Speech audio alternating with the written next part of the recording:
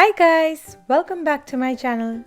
Today I'm sharing two ways of making crispy french fries in the air fryer using two different equipments and methods. I'm making the first batch using a freestanding Phillips air fryer and the second one using the mealthy CrispLid. And you'll be able to see which method is easier and how the fries turn out using these two different air frying systems. So let's get started, shall we?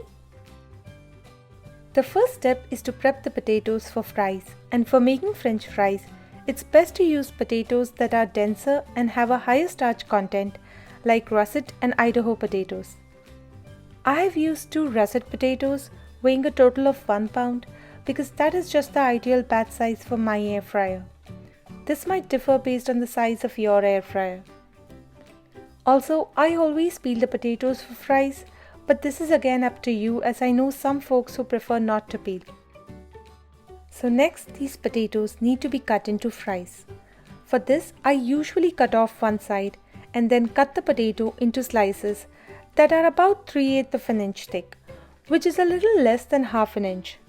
And then I cut the slices into fries that are about 3/8 of an inch. This gives me approximately even-sized fries for air frying. But of course you can go with any size you prefer.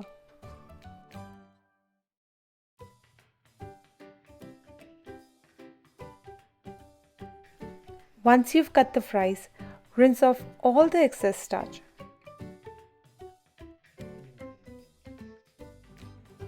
Then first soak the fries in cold water for 5 minutes and then really hot water for 10 minutes. Or you can just soak the fries in cold water for 30 minutes and that'll be fine too. Once the soaking time is done, drain off all the water and pat dry all the excess moisture from the fries.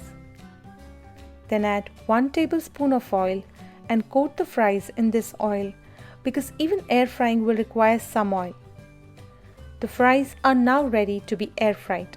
And like I mentioned earlier, I'll be air frying these fries using two different equipments and methods for you today to give you a clearer idea on which is easier to use and how these fries turn out using both these methods. So I'm frying the first batch using Phillips air fryer, and for this I just grease the inside of the air fryer and I'm placing the fries in the basket. As you might have noticed, I have not salted these fries. Some prefer to do this right at the beginning along with the oil, and some prefer to salt the fries once they are totally done. I prefer to salt halfway, as you'll see. I just prefer how the taste and texture work out this way. And my Phillips air fryer goes up to 390, so I just keep it on the max setting and air fry for 20 to 25 minutes. I also flip the fries a few times in between and salt them once in between. At the 20 to 25 minute mark, the fries are ready. Of course, depending on how crispy you want them, you can always add them back in for a few more minutes. The next batch I fried using the mealthy CrispLid, and I prepped the potatoes the same way just to keep all the variables constant. This CrispLid attachment will work on your Instant Pot as well, but here I've used the mealthy multi-pot. And I just place the trivet in the inner pot, then the air frying basket on the trivet and grease the basket. Then I place the fries in the basket, and I have to say that I wasn't able to fit all the fries that I was able to fit in the air fryer because I did not stack here like I did with the air fryer. Also, even though the CrispLid goes to much higher temperatures than my Phillips air fryer, I kept the temperature at 400°F and air fried for 20 minutes just to keep things consistent between the two methods.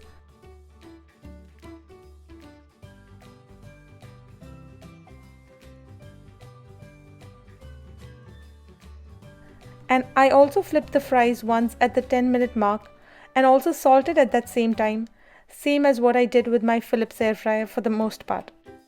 About the flipping though, as you see, I first tried to flip with the tongs, but that did not work well, so then I just used the spoon. But honestly, this was a lot more convenient with the freestanding air fryer where I was just able to toss the fries by tossing the basket. Though I have to say that this is not so much of an issue with bigger items like chicken wings, because with those you have to turn them manually in both the freestanding air fryer as well as in this basket. Fries are just easier to toss in the air fryer. Then finally at the 20-minute mark, the fries are ready. And as you can see, the result is pretty much the same whether you're using a freestanding air fryer or this CrispLid. So basically, fries turn out crispy and delicious whether you're using Phillips air fryer or this mealthy CrispLid, and take about the same time. It's just that fries are a little easier to handle and toss using the air fryer basket. But again, I have to say this is just for the fries. CrispLid works equally well for bigger items, goes to higher temperatures, and has more functions as compared to an air fryer. But I'll cover that in upcoming videos.